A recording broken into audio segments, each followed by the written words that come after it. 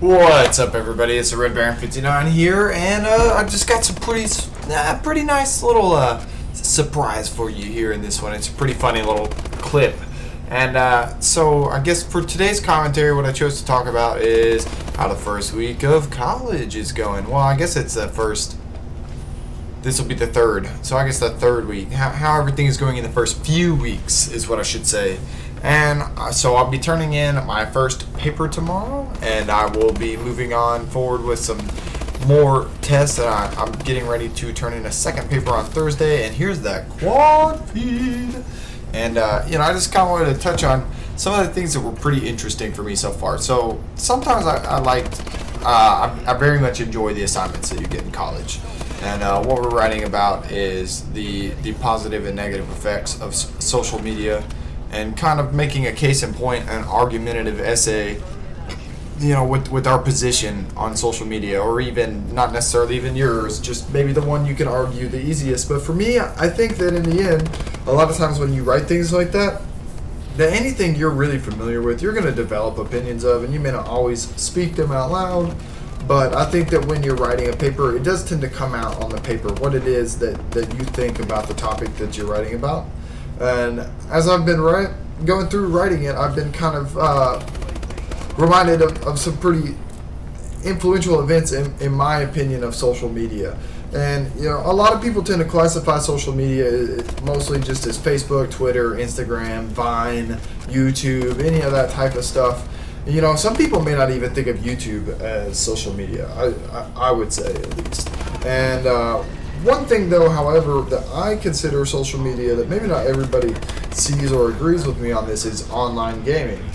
And so, in my experience, I've seen people who have personally been really, really wrapped up in online gaming. Like especially World of Warcraft and MMORPGs in general. They tend to be one of those things that really pull people in. And check this out. This is a really nice final kill cam.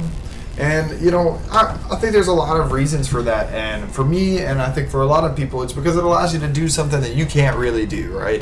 And this can be a really positive experience, but it can also be an addictive and negative experience. And that's kind of the thing that I found myself coming through and thinking about, because I'll share something real quick about myself. My mother and my grandmother and my stepfather all kind of became obsessive players of World of Warcraft, and became intensely drawn into the game world that had been created. And honestly, I think that they maybe expected that to an extent. They obviously intended it to be a popular game, but I don't think that when it was released that the kind of extreme, even maybe zealous dedication that some people would have to the game would be experienced. Maybe not. I don't think everybody thought that it was going to be such a revolutionary change in the way that people chose to interact with each other. And I guess what I'm really trying to say with this is, as I've gone through the paper, I've just thought about the really surprising negative consequences of mass social media like Facebook, in the ways I think it negatively affects people interacting with each other. Even we don't even always sit down and have a conversation with each other a lot of times. And I'm sure that everybody's witnessed that phenomena, like when you go out to a restaurant or a bar. It doesn't necessarily matter the type of venue you're in, but when you see an entire table of people all with their cell phones out, whether it be your workplace or anything, people obsessively check Facebook, Twitter, Instagram, Vine, whatever it is that they're trying to get likes, views on. And I think that we all have fallen prey to it in a lot of ways, because it is a addictive experience. They give you just a little push of that happy button that we all have.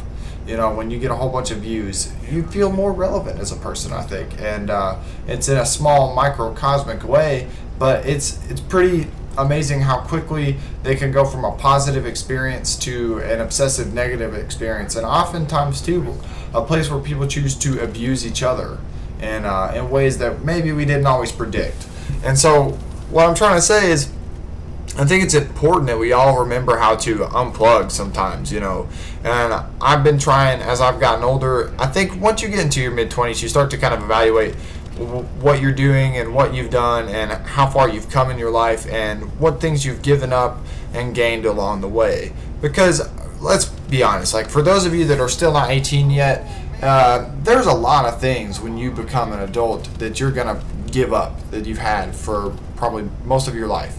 You know, certain elements of your life are going to change pretty dramatically when you become an adult. And I'm not even trying to like lecture anybody on this, but you know, for those of you that are already an adult, you know this. Like, you may have once at one point in your life drawn a lot, you know, been very interested in comics and things, but reality kind of sets in and we take on these different roles. And I think that's the kind of scary thing about social media is, for one, that we don't really live that long in the grand scheme of things. Humans have a reasonably long lifespan, it feels like, but it's really not that much time, especially if you don't manage it well. There's not a whole lot that you can accomplish in your life if you don't spend time managing what you're doing with your days.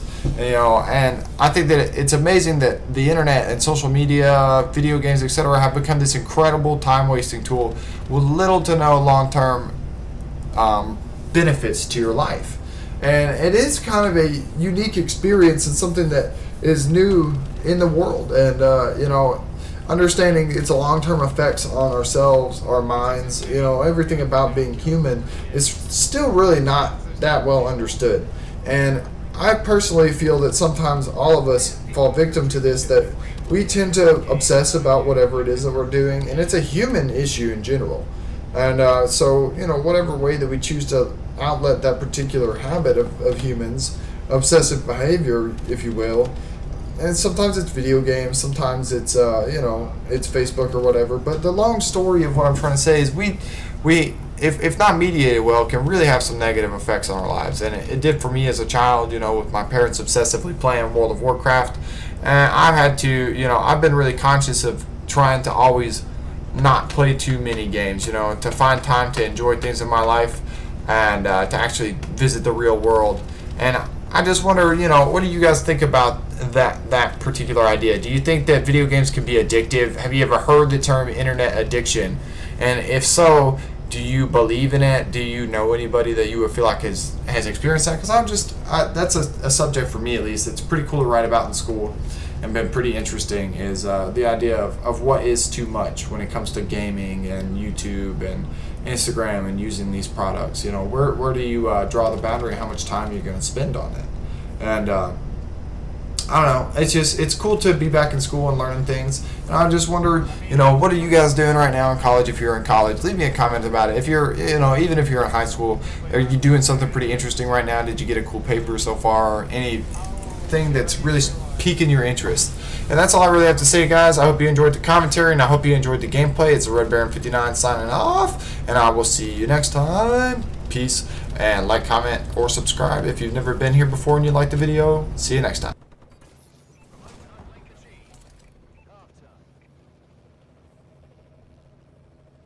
Yeah, you do use System Hack, don't you? I remember you're a system hacker.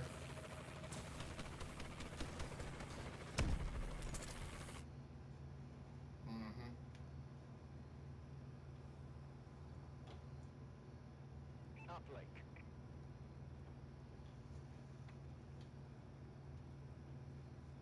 Take the satellite to the uplink station. That's where you get a DNA too. It's online.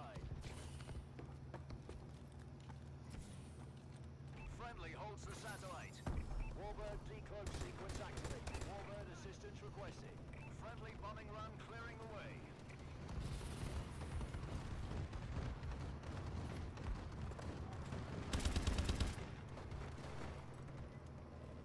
Satellite uploaded.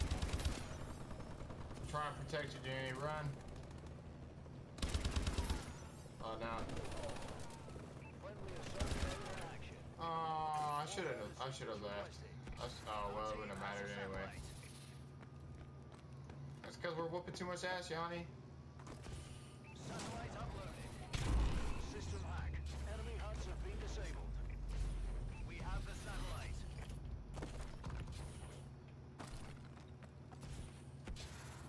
We go too hard, Janie. Good work, team. That's I'll the give problem. Lions good news. Yeah.